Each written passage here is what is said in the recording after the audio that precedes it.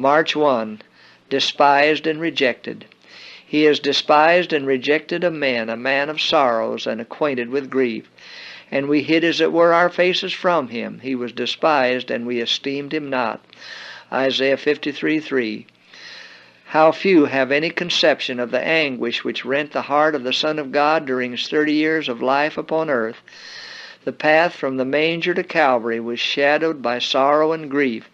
He was the man of sorrows, and endured such heartache as no human language can portray. He could have said in truth, Behold and see if there be any sorrow like unto my sorrow. Lamentations 1:12. His suffering was the deepest anguish of the soul, and what man could have sympathy with the soul anguish of the Son of the infinite God? Hating sin with a perfect hatred, he yet gathered to his soul the sins of the whole world as he trod the path to Calvary, suffering the penalty of the transgressor. Guiltless, he bore the punishment of the guilty. Innocent, yet offering himself to bear the penalty of the transgression of God's law.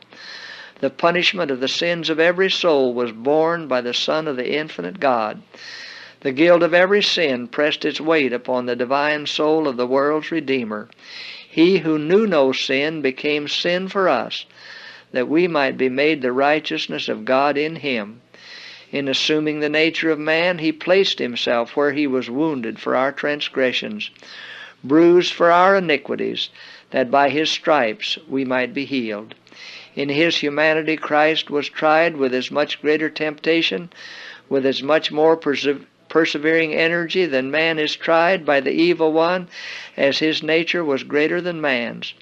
This is a deep, mysterious truth, that Christ is bound to humanity by the most sensitive sympathies. The evil works, the evil thoughts, the evil words of every son and daughter of Adam press upon his divine soul. The sins of men call for retribution upon himself, for he has become man's substitute, and took upon him the sins of the world. He bore the sins of every sinner, for all transgressions were imputed unto him. How shall we escape if we neglect so great salvation? Hebrews 2:3.